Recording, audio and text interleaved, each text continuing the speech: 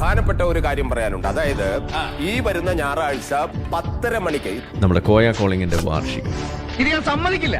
തിരൂരുള്ള ഒരു ഇവന്റാണ്. പറഞ്ഞു കഴിഞ്ഞു പിന്നാലെ ഞാൻ ഇതെങ്ങനെ സഹിക്കും എന്റെ നാഥ എന്ന് പറഞ്ഞുകൊണ്ട് കുറേ എണ്ണം സോഷ്യൽ മീഡിയയിൽ കിടന്ന് വരുന്നുണ്ട്. അതിൽ പ്രധാനപ്പെട്ടത് ഈ ജമാഅത്തെ ഇസ്ലാമി മൗദൂദി ടീമുകളാണ്.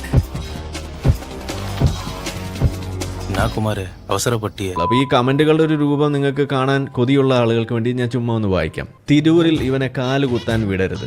നീ തീർന്നടാ, നീ തീർന്നു. അടുത്തത് അഫ്സൽ ബിൻ മൂസ, ഞാൻ വരുന്നുണ്ട് പക്ഷെ ഓന്റെ തലയിൽ ഹെൽമെറ്റ് വെച്ചൊന്ന് പറ. ബാക്കി ഞാൻ വായിക്കുന്നില്ല. നായ് വേഷം കെട്ടിയാൽ ഒരയ്ക്കണം. ഡിഗ്രി എവിടെയാടാ? Trophy ഏറ്റുവാങ്ങുമോ? Abdul Salam E K. Okay, അടുത്തത് തിരൂരിൽ ആൺകുട്ടികൾ ഇല്ലേ എന്ന് ചോദിക്കുന്നു. ക്രിമിനൽ മൈൻഡടാ. അതിനുശേഷം അവിടുന്ന് ഇടി ഇരന്നു വാങ്ങുവാൻ പോവുകയാണോ കശുവണ്ടി മോറ? അതെനിക്ക് ഇഷ്ടപ്പെട്ടു. ഇനി അടുത്തത്, ഈ ഊളയടി മോനെ ഇവിടെ വെച്ച് കല്ലെറിയണം, പരിപാടി നടത്താൻ സമ്മതിക്കരുത്, ഓടിക്കണം. റാസ്, നിന്റെ എല്ലാ ശ്രമങ്ങൾക്കും എന്റെ ഫുൾ സപ്പോർട്ട് ഉണ്ടളിയാ.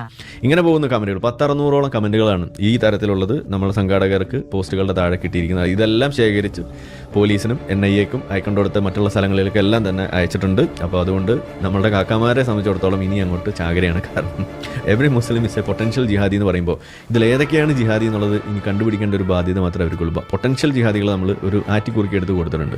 ഒറിജിനൽ ജിഹാദി ഏത് എന്നുള്ളത് ഇനി അവർ കണ്ടുപിടിച്ചോളും. ഇതാണ് നമ്മൾ പറയുന്നത്. ഇത് നമ്മൾ പറയുമ്പോൾ നിങ്ങളൊന്ന് ആലോചിക്കേണ്ടത്, ഇവിടെ ചോദിക്കുമ്പോൾ ആ ഉത്തരം നമ്മൾ പറയാറുണ്ട്. ഇവിടെ ഒരുപാട് മതങ്ങളുണ്ട്, എന്തുകൊണ്ട് ഇസ്ലാമിനെ മാത്രം എന്ന് പറഞ്ഞു കഴിഞ്ഞാൽ ഈ തരത്തിൽ കുരുപൊട്ടുകയും ഈ തരത്തിലുള്ള ഒരു അവസ്ഥ സൃഷ്ടിക്കുകയും ചെയ്യുന്നത് അത് ഇസ്ലാമേ ഉള്ളൂ. 100% ഞാൻ യോജിക്കുന്നു.